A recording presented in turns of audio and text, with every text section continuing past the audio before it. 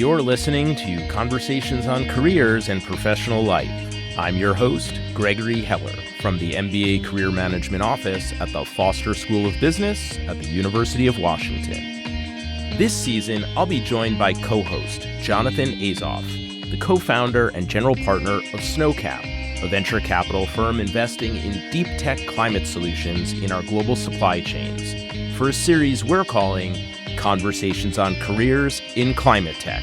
Welcome, Jonathan. Thanks, Gregory.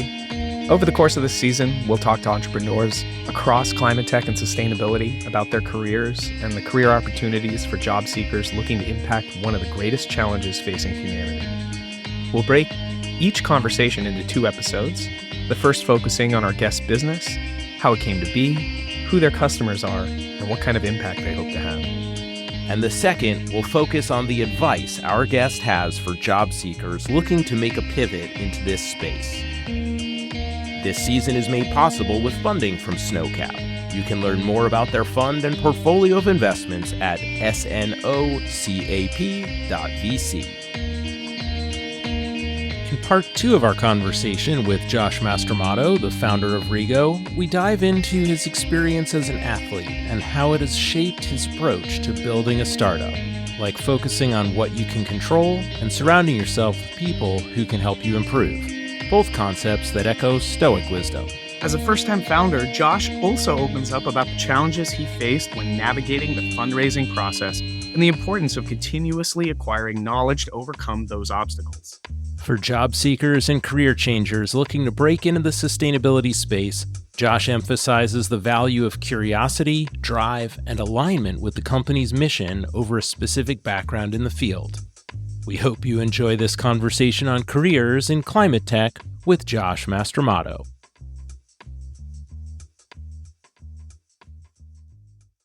I think this is probably a good point to shift into a little bit more of your advice for people who want to move into the sustainability space.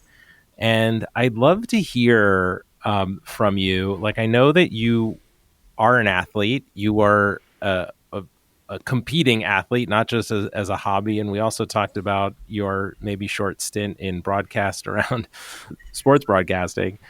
The first question would be like, where are you in the game? Is this the first quarter, the first inning?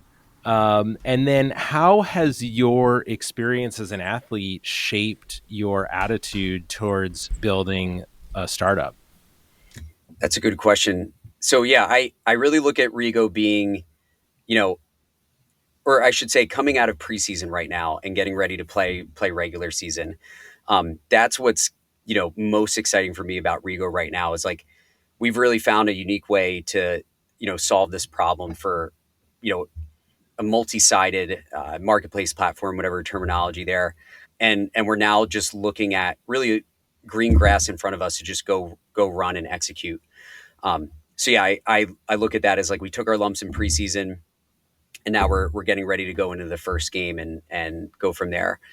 So, that's my sports analogy. And then the second part of that question, sorry, I apologize. Could you actually repeat the second part of that? So the second part was like, as an athlete, like how has your experience as an athlete shaped your experience as an entrepreneur founding a company? Great. Okay. Great question there. Because there are actually a lot of misconceptions, but I think one of the biggest overlaps is, I should say, really navigating the unknown. So when you're playing sports, especially like football, for example, there's so many things, that stand in your way to actually make it into, the college levels, the professional levels, like you have all of these obstacles, but you just need to focus on what you can control today. That sort of mentality of like, hey, did I finish the day as the hardest working person in the country? You'll hear a lot of like football players ask themselves that question. And they really do that because that's all you can control. If you start thinking about, well, what if I get hurt, 3 years from now? What if I, there's a lot of doom and gloom that ends up deterring people away from pursuing a sports career instead of just focusing on what they can control and doing the best that they can with that specific day or that specific challenge in front of them. And I found that startups are very similar. where it can get overwhelming, to be like, well, how are we going to do all that? Well, what's going to happen with this recycling center? What's going to happen with this hauler? What if, A, B, and C happens? But the ability to just bring it back in and say, okay, what can I control today that is a really high leverage activity that we can, then essentially just then run a new test tomorrow, or double down on something that was successful, or get away from something that didn't work. There's a lot of overlap in that type of mentality and focus that I think was the biggest transition. And then, I mean, as John saw, it does require a lot of like going random places on the drop of a dime and just figuring out like where you can sleep and what you're going to eat while you're there. It was very similar in football. You're going to all these like combines across the country on a whim. Some agent is calling you saying like, hey, you got to be in like, Alabama tomorrow for this tryout. And it's just up to you to figure out how you're going to get there and make it work. And nobody really cares like if you got there and you slept in your car. They just only care about, what was your 40 time, right? Like, did you run a 4.3, you run a 4.4, you run a 4.5? How did you perform during the combine? And then that's really all they're going to care about. And it's the same thing in business, right? Like, you're doing all of these crazy things that to the outside world, people are like, why would you do that? Like, why would you get on this plane and go to Seattle for 17 Yeah. hours? Like, that doesn't make any sense. But, you need to, get, put the business in as many like opportunistic, well, I'm kind of rambling there. Put yourself in the best advantage possible to try to win. And sometimes it takes like, doing these crazy things, or traveling wherever you need to, getting on the plane to take the meeting, with the mindset of I'm just going to do my best and control what I can, and then, get to the next phases after, versus thinking about all the things that can go wrong. It's Yeah, I want to oh, just put a pin in that for a second. This idea Yeah. of focusing on what you control, because I talk about that with my students all the time. All you can control is the preparation you do until the moment you go into that Hmm. job interview. You don't know what questions you're going to get. You don't know what mood Yeah. the interviewer is going to be in. And that's the fundamental principle of Stoicism, right? Is to understand what is within your control and what is outside your control. So I think it's interesting to hear that perspective, both as the analogy to your experience in sports, or as it applies to your experience in sports, and as it applies to your experience in starting up the company. Yeah. Yeah, for sure. And I know I went a little rambly on that one. I could go for a while, but yeah, that I would say that's one of I the biggest crossovers. I think it's fine, and also, it's so funny to hear you say the sort of like they don't care if you slept in your car. It's how fast did you run your 40. I think about that a lot as an investor now, about the experience of founders and how so much is just like not even known about what's happening day to day, but you have this like 15-minute window to just like Yeah. completely prove everything. Though I think that might be changing too, especially with the popularization of, and like kind of maybe heroic valorization of so many founders now in media, right? With Silicon Valley and the social network, like for better or worse, a lot of these stories, right? There's the Uber show Hmm. now. Like there's so many Yeah. things that are now being surfaced, that I actually think are getting interest from people and others. But nevertheless, you're raising your money in those small little windows or pockets of exposure. I do have another question for you on this point. So as an investor, we like to convince ourselves that we're incredibly stoic and analytical. And I think the best investors do have some process, right? They're not just flying by the seat of their pants, but they're also human. And there's so much studies out there about like humans being polarized by certain, aspects of who they're talking to, for better or worse. And the athlete thing is interesting. Like I do sometimes wonder, specifically for you, like, do you meet investors who are, really like just so pumped and they want to relate with you as an athlete, and that like maybe makes them overlook how they're going to invest. Whereas on the other side, maybe there's people who are like, oh, here's an athlete, a jock walking in, like thinks he owns the world or whatever. Like, do you feel any of that pressure as a founder and as someone who does, basically outwardly identify as an athlete, when you're out there raising for Rego? It's a great question because nobody cared about the athlete side. It's funny because in the beginning, I only really talked about it because I didn't have a pitch deck that said like X Uber, X Tesla, or anything like that. Like, And so I was just trying to explain, hey, here's really what I was doing for a long time, and where I think the overlap is. But we started during the pandemic, and a lot of these conversations were on Zoom, and I don't think anybody looked at me and said, "Oh, that's a football player." So I think there was just a lot of skepticism early on. I was still am learning how to be a founder, right, and do all those things.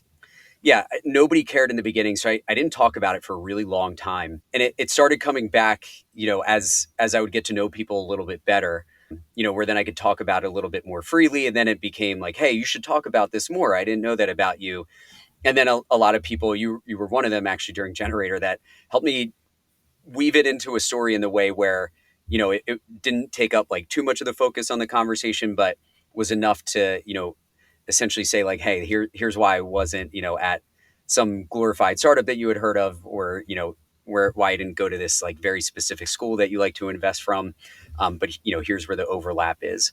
One other thing I want to add in there too, just talking about the overlap, that I am a massive believer in, that was also a clunkier transition from sports, is as an athlete, you have to be hyper aware of knowing what you don't know and what you need to get better at. You have to. I mean, athletes just get better every single day, and that's apparent through data and even just looking at a football game on TV. It's like obviously the crop of younger people that came into the sport are much better and much more athletic than they were 10 years ago. And so you're constantly looking for the next trainer that can get you to the next level, the next coach that can teach you something that you're doing wrong with film study. Like anything you can do to surround yourself with people that can help you get that fraction of a percentage better is critical. And I found that to be exactly the same in startups. It's interesting because like you have to ask in a different way than you would with sports. But and I'm not just saying this because we're on the podcast together, but that's where you've been one of the biggest helps, is like, being able to go to you as almost like that coach or that trainer to say, hey, we know we need to get better in this area, but need that, kind of higher level knowledge of how to get there, or what we might be missing on our side, or what questions should we be asking the customer, and things like that. So I would say there's a ton of overlap there too that I wanted to highlight. Totally. I appreciate you saying that. And I think if there's one thing we can both agree on, it's that when people see Gregory, they immediately think middle linebacker. Yeah. I like to say, everyone's the same height on Zoom. But, when we came back from 2 years, on Zoom, and I started to meet these students, everyone's like, I really thought you were taller, And I'm like, I had no idea you were 6 feet tall, right? Like it is that Yeah. kind of funny thing when you're only seeing people from, the elbow up or something like that. So I've got a question, right? Mhm. Obviously, I work with students. A lot Yeah. of students want to do something that's going to make the world a better place. Hmm. Some of those students think maybe I want to start a company, and other students think I want to join a company. Yeah. We have a lot of startups in the Seattle area, and obviously, there are startups all over the place. As an early stage startup, Hmm. what are you looking for in your next hire? What are the qualities? What is the skill set? What is the job function that you are looking to fill? Great question, because I think there's right now almost too much focus on young people being lazy, too much focus on should we be in an office, should we not be in an office. Really, I look at a few things at our stage, right? Because we're so early, and so people have to wear a lot of hats. It's one, do I trust this person to learn quickly to then be able to perform these tasks at a high level? you know, I don't expect people to come in, day one and know everything or have all of the answers. But I am looking for people that can like learn it quick, and then, essentially out compete somebody that maybe would have those answers at a bigger company, right? Because that's one of the advantages of startups is, small groups of people that can learn fast and execute fast, but that can also own up to, mistakes, and learn from problems quickly and not hide them. I mean, I am somebody that it's like, hey, if you have to make 1,000 mistakes to, do the one thing right, let's make those 1,000 mistakes as quickly as possible, and identify those mistakes so that we can learn from them very quickly. So then that builds into really like a trust component as well. It's like, do I trust this person to do that? if they don't live in Philadelphia, or even if they do, I'm not necessarily going to expect them to show up at this exact same desk every single day at 8 a.m. like maybe they would in a traditional role. So do I have the trust that this person is going to, spend the next 5 days, 10 days, month executing and taking care of what they need to take care of in the timeline that we have allotted for them. So yeah, there's a lot of moving pieces in there, but those are some of the things that I look for at this stage. And in terms of roles, I mean, Mm-hmm. obviously a lot of hats at a startup, Mm-hmm. but for an early stage startup, is it that you're looking for a salesperson, a marketing person, a product person, a finance person? Like you've got you, your technical co-founder, a couple other people probably working there. What are the roles that you need to fill to grow to where you want to be in the next 12 to 18 months? That's a good question. I mean, it's so company dependent. Like I think about the startup where my co-founder and I met, and it was largely sales driven. So they just needed a lot of salespeople. Like that was more important than anything. How many salespeople can they get in the door, and how quickly can they fill up those pipelines? It was like more of like it was a company that was similar to like Rocket Mortgage, but for HELOCs, home equity lines of credit. So they needed a lot of mortgage loan originators. I think in a startup like ours that's so early and navigating through some challenges, you're looking for people that are fluid in their roles. They might have a little bit of knowledge in a few different areas, where they can jump in and solve a variety of problems on the fly. So let's say they're going to be more technical focused. Well, it's somebody that has to work underneath my co-founder, and so they might not necessarily be an expert yet in like back end and front end coding, but the ability for them to jump in and be willing to do both and be willing to learn both and learn them quickly, but then also jump into some maybe other random technical problem that doesn't have anything to do with their you know role per se, is really important. And then that's the same on the sales side too, right? Like, do you have people that are willing to sell, but then go the extra mile to help with some of the operations and executions to make sure that there's a really good customer experience? That's the biggest difference from a startup to maybe a huge company. At a huge company, you have the benefit of a salesperson to just sell and move on to the next thing. Here you need to be more flexible and work for the onboarding and customer success and help introduce hauling teams and things like that. So there are a lot more responsibilities that those people need to take on. So I know I went in a few different directions there, but yeah, those questions are always company dependent and immediate need dependent. But for us, it's about the people who can jump in and be fluid in their roles and learn quickly. Josh, So that agility, a bit of a generalist. Josh, I have a question for you. The Yeah. technical aspect of your business is a software business. So when you said backend, you're referring to backend software engineers. That's a technical skill, something someone would Yeah. learn at, say, the University of Washington, where Gregory's at. Mhm. But you're also a sustainability company, and there are certain technical skills related to understanding impact, right? Can you speak a little bit to like what those skills are, and if there are people who like you could throw them in a room with maybe a prospective client to have them speak to the impact your product would have? Like what sort of skills would they have? What sort of technical background would they have to be able to, tell that story and deliver it for Rego? That's a great question, because as you probably saw there, it can get you can get easily wrapped up in like all the other moving pieces, and then just like many other companies, the sustainability component can quickly fall to the side. So when it comes to telling that story, that can be important both on the technical side, but then also the like the sales side. So from a technical perspective, for us, that looks like making sure everything is efficiently tracked, because that is really the trust that you're building with the climate and sustainability community, but then also your customers is the accuracy at which things get tracked and not just, oh hey, we diverted this with no real numbers or tracking behind it. So from a technical perspective, they need to understand the importance there of why that needs to be automated and why we're very serious about like how accurate that is.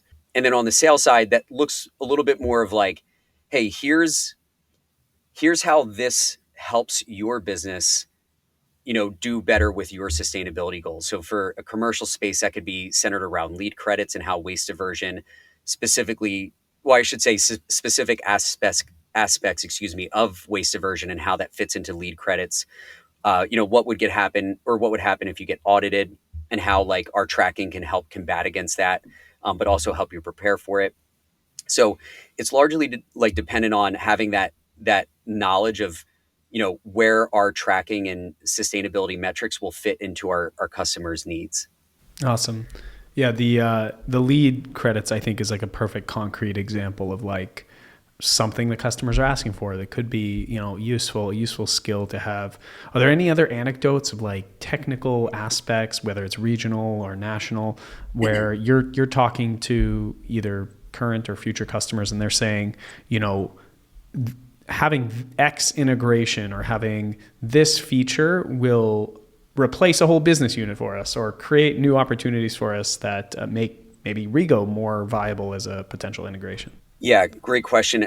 A lot of it centers around our ability to track the waste diversion and then have the technical capabilities to integrate it into other people's systems. So I feel like we're at this inflection point in business in general where like there's a million dashboards. Like every company has like 10 dashboards that they need to use. Where we look at this and say, hey, instead of just giving people another dashboard, like let's meet them where they are, because we have the technical abilities to build out those integrations and make it easier for their business to just automate something. So I know that's a really big, opportunity for us that we're doubling down on. And then again, being able to put the, legitimate numbers behind it is very helpful. Having, calculations and math that we can show companies as needed so that they can verify it for whoever they need to show. And then in terms of like replacing entire divisions, like there are, I think, some interesting areas other companies could start to look at that. Like, there are a lot of really expensive consultants that do like waste ticket aggregation and things like that. So there's probably some interesting opportunities there just as like a whole, in that market. But yeah, I would say for us specifically, it's that ability to integrate into other people's systems, meet them where they are, and put it in a way that is, useful to their business. I have a couple more questions. I know we're Yeah. running towards the end of our time here. I would love, so I guess first, do you Mhm. think that because like you didn't come out of some sustainability, environmental sciences background program, do you think you're more open to hiring people who have different backgrounds? And do you think that that plays into like in the space? I don't know if through your experience with some of these accelerator kind of programs, have you seen that the background of a founder influences the openness they are to people coming out of different backgrounds? Yeah, that's an interesting one too, because I consider myself very like blue collar sustainability, meaning like I did not go to school for it. I didn't have any formal training. It was just something I was passionate about from doing the street cleanings, moving around a lot. I also spent a lot of time as a kid on construction sites, which I could also dive into, where you just see all of the waste right there. And, it was just always something I was curious about. I was like, why is all this stuff just getting thrown out? That seems perfectly fine, right? As a young kid. But As a young kid, I would go by those construction sites and I would pick two by fours and yeah, pieces of wood, and I might yeah, still do that. there's And stow them away for projects. Yeah, there's maybe another story here that we could get into another time that I won't give too much detail on in the short term, but I had some interesting experiences of seeing people like do dumpster diving back in like the 2000s and pull out like brand new bikes and things like that, and that was a byproduct of like very similar things like excess inventory, not enough time to get rid of it. It's almost the exact same problem when somebody's moving. Excess inventory, not enough time to get rid of it. It's going in the trash, or not an affordable way to do it. And then on a job site, it was very similar too. So like, yeah, we would see people come to the job site, dig through dumpsters, taking like old paint and things like that. Cause we did a lot with commercial painting when I was a kid, so people were always like trying to get a hold of the excess paint. And then you even actually saw a lot of like companies pop up selling, like hodgepodge paint. But to go back to your question, I have a very big belief in diversity of thought, and that can look like a lot of different things, but you need people that think differently, that think not even necessarily outside of the box, but people that just don't have a box, right? That just, you know, look at something either through a new lens or find a way to say, hey, I see why you're doing it like this, but I think we can evolve that and make it better to accomplish the goal. So I don't think somebody needs to be a climate or sustainability expert to come in and help there. I think they just need to have that curiosity, that drive, and that want to have that value alignment with the business, right? In order to help us drive those outcomes. I think it's always nice and helpful if somebody does have, a much deeper sustainability background. But I've found, with us, as long as that like need or that drive to want to learn and want to do better and want to solve problems is there, we can teach them everything they need to know, or like what we're seeing with a lot of college kids, they can ask ChatGPT about it and get that, close the gap on the education piece. Yeah, and not Yeah. just the college kids, maybe the people who work there too. Yeah. Uh, Yeah. so, just one or two more Yeah. questions. You know, like you said, you're moving into, out of the preseason Hmm. into the real season here. What do you wish what do you know now Hmm. that you wish you had known, 1 or 2 years ago about the journey that you're on? Whew, man, where could you start with that? Um, I Be the third part of this podcast, right? Yeah, I mean, a lot of lessons in the fundraising process for sure. I mean, we're still going through them now, but fundraising is really just that, a process. And I think we learned that the hard way.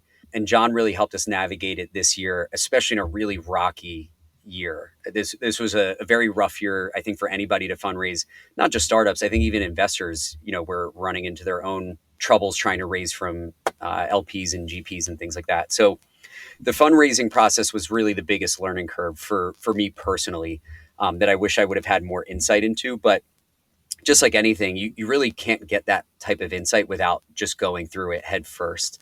It's I guess going back to your sports analogies, a lot of like, hey, I tried to run this play and the defense stopped us or they tackled us in the backfield. We knew to adjust really quick.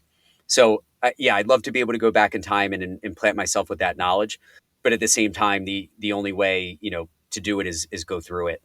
But yeah, so to boil that down, fundraising would be the one thing I wish I knew more about in the beginning. And then the last question that I always like to ask is, are there resources like books or podcasts or online news sites that you find yourself coming back to, gaining insights from, that have helped you develop your, I'm going to edit that out, that have helped you on your journey, and that you think would be helpful to someone else who either wants to work at a sustainability startup or wants to start their own sustainability or climate tech related company? That's a good question. I'll focus on the climate side first. So for the climate side, to help bridge the knowledge gap, the one thing that we did instead of books, because I'll talk about the books and stuff in a moment, but sustainability, climate, it's such a crazy space because there's so much information out there. As a new person in the field, you don't know what's legitimate and what isn't, because you could ask two very legitimate, well-respected like scientists on something and get two completely different answers, which is probably true in a lot of different points in life. So what we did, and where Techstars and Generator was also a big help in this journey, was reaching out to people that we thought would know a lot about the space and try to learn as much as possible from them. And then over time, what happens is you start to identify patterns. My co-founder Brandon always talks about this on like Twitter or Reddit. Like, you can usually get to the truth on some kind of post by reading, comments and identifying patterns. That was also true in sports. You would find patterns, amongst your opponent. But in this case, we talked to as many people as we could that we thought would, be a trustworthy source and have the, knowledge that, we needed to essentially get to different answers or different assumptions. Because really, at the end of the day, it's assumptions, experiments, and opinions that you're running off of. So we did that a lot. I mean, I can't even count at this point how many conversations we had over like a 4-year time period to identify those patterns. So that's one on the sustainability and climate side that we did to fill the knowledge gap. On the business side, I'm very transparent about this. It's maybe not the best to talk about when you're fundraising, but I mean, I was somebody that spent a lot of time in sports and very blue collar industries. So I didn't have a business background. Like I knew I didn't know what I was doing early on. So when I finally settled in Philadelphia and got a job at this startup, I spent about 2 years of my commuting time to and from this place through the subway, listening to books on how to start a business. So like literally anything you could think of, from like How to Win Friends and Influence People to like The Lean Startup by Eric Rice to, something, much more advanced. So I would say I kind of break this into categories. Like if you don't know where you want to start or what you want to do next, the world is really your oyster there to pick, like 5 categories of books, like a startup book, maybe like a sales book, a marketing book, a book about sports teams. Like there's so many things you can learn from this like wide net of categories to just give yourself a starting point to understand where your interests are. And then dependent upon where you are in your journey from there, like depending on where we are in the business will dictate what type of books I will read. I'm an audiobook person. So I like to listen as I move around, as I work, or as I go to the gym. So like right now in particular, um, I'm in the process of improving our sales function. So I'm listening to a lot of Alex Hermazi books. Early on, I was listening to a lot of Eric Rice and Lean Startup books. There's one book that came from Techstars. I'm blanking on the name of, I think it was called Traction or something like that. While we were going through Traction or Techstars, we read that book. And then when we were trying to fundraise, we read Venture Deals. So I try to look at it as like, well, where am I right now in the business? What knowledge do I need to get? And then I go get that knowledge. But prior to that, it was like this wide net of just trying to understand where the interests are and what I wanted to learn next. That's great. Sort of a just-in-time knowledge acquisition. And I love the line, I can't remember who it comes from, but I've heard it a number of times that, not all readers are leaders, but all leaders are readers. Yeah. I'm a listener more than a reader, yeah. I guess. I think you've also just given one of the greatest pitches for public transportation I've ever heard. Yeah. Not only is it better for the environment and encourages our cities to decarbonize in more thoughtful ways, but there you go. It also encourages you to pull out the book or the audiobook and learn how to start a business. I mean, I can't think of reasons not to ride a bus now. Like if you want to start a business, start commuting. Yeah. Especially in the subway system, it's a really good excuse to not talk to anyone or have anyone approach you when you have headphones on. But you have to be aware of your surroundings. I don't say that lightly. But I have to say we're still like super early with Rego, right? Like we're still working on that big success. But I do like to be very open about that story because we now get hit up by a lot of entrepreneurs in the area, which I've been surprised by and also very grateful for. And you see a lot of them get caught up in the linear story of like, this thing happened, I did this thing, and then we made $1 billion. And so whenever I get the chance, I like to be very, transparent and talk about that journey in the early days, because this has really now been a 6 or 7 year journey, not like, some overnight thing that we just started this and jumped into the airplane and went. Well, Josh, I want to thank you for taking the time to have this conversation on careers and professional life with us. It's been really interesting to hear about your journey as well as what you're doing with Rego, and I'm definitely going to be keeping my eye on the company and hope to see you here in the Pacific Northwest sometime soon. Likewise. Thank you guys for the opportunity. And I don't know if this is for the podcast or not, but if you ever have students that want to connect, I'm happy to talk to them and stuff like that. I'd be more than happy to share about wins, losses, all that stuff. Great. Thank you. Awesome. Mm-hmm. Yeah. Thanks for being here, Josh. And just so you know, we have great public transportation out here too. So another reason to be out here. That's good to know. All right. Take care. Have a good rest of your week. And I know it's later there, so I appreciate you hanging out with us into the evening. Likewise. Thank you, guys. Josh's journey as an athlete and his transition to becoming a founder in the climate tech space is full of valuable lessons for job seekers and career changers. His emphasis on focusing what you can control, learning quickly, and surrounding yourself with people who can help you improve is applicable across industries. Definitely. And as an early stage startup founder, Josh's insights on the fundraising process and the importance of continuously acquiring knowledge through books and experts are crucial for anyone looking to build a business in this space. I also found his perspective on hiring for early stage startups really interesting. Rather than solely focusing on a specific background in sustainability, Josh values curiosity, drive, and the ability to learn quickly and wear multiple hats. Josh's authentic and relatable storytelling about his journey and his willingness to share both wins and losses along the way is refreshing in an industry where overnight success stories often dominate the narrative. There are many paths to success, and Josh's story is one such example. We hope you enjoyed part 2 of our conversation on careers in climate tech with Josh Mastromatto. If you missed it, check out part 1 in the podcast feed or at conversationsoncareers.com.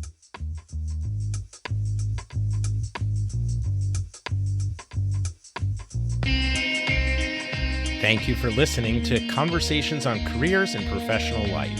If you enjoyed this episode, please consider sharing it with a friend or classmate. Help others find the show by leaving a rating or review on Apple Podcasts or wherever you listen. Conversations on Careers and Professional Life is produced by me, Gregory Heller, with support from the Foster School of Business Office of MBA Career Management. Learn more about the show, find show notes, and past episodes, and get in touch with me at conversationsoncareers.com. This episode was produced with editing and engineering support from Amelia Nguyen, a student in the Communication Leadership Master's Program at the University of Washington, and made possible in part with funding from Snowcap, a venture capital firm investing in early-stage platforms that directly and indirectly solve the climate crisis. Learn more at snowcap.vc. That's SNOCAP.vc.